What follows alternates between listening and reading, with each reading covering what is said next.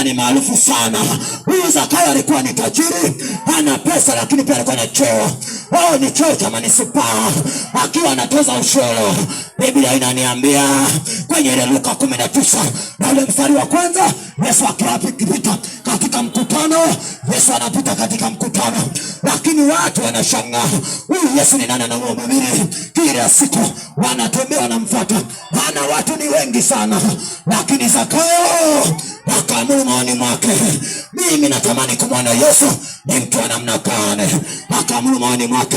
Yesu akiwa anapita Yeriko, akapita katikati ya mji. Zakayo akapita, akaenda kumwangalia Yesu ni nani.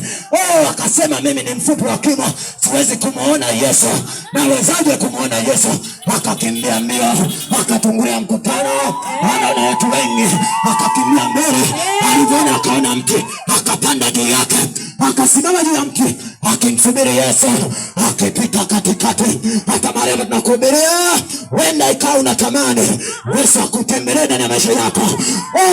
Tunamwona Zakayo akakaa juu ya mti mkuu, anatamani Yesu, maana moyoni mwake unakufukuta, kuna fukuta. Anasema leo atapita hapa, leo atapita hapa Yesu.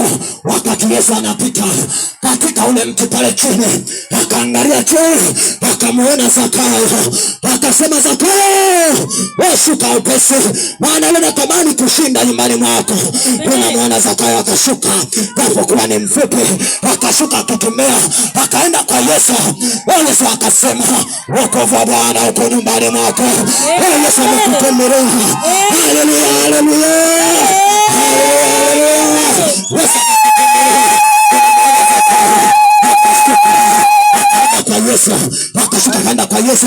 Alipofika kwa Yesu akaanza kutuma, anamwambia Yesu, napokuwa nina mali, napokuwa nina familia nzuri, nachagua chakula chochote ninachopenda, lakini nilikuwa nanyang'anya mali za watu, narudishia mara 4, kwa sababu nina uwezo. Hakuna atakaye kusumbua. Hata mahali hapa tunahubiri, kuna watu wanatamani tutoke, maana tunapigia kelele, lakini nikwambie, iko siku moja Yesu atashuka, atachukua wateule wake. Wewe utateseka na kusaga meno, maana kilio kitatokea. Utatamani watumishi wa Mungu wahubiri, wewe usikia habari njema, au utasikia tena, maana umeshupaza shingo. Zakayo akashuka. Tunamwona Zakayo akampa Yesu maisha yake. Wenda ikawa uko mahali hapa, Yesu anatamani umpe maisha. Yesu anatamani akae ndani yako, atakubadilisha ndugu yangu.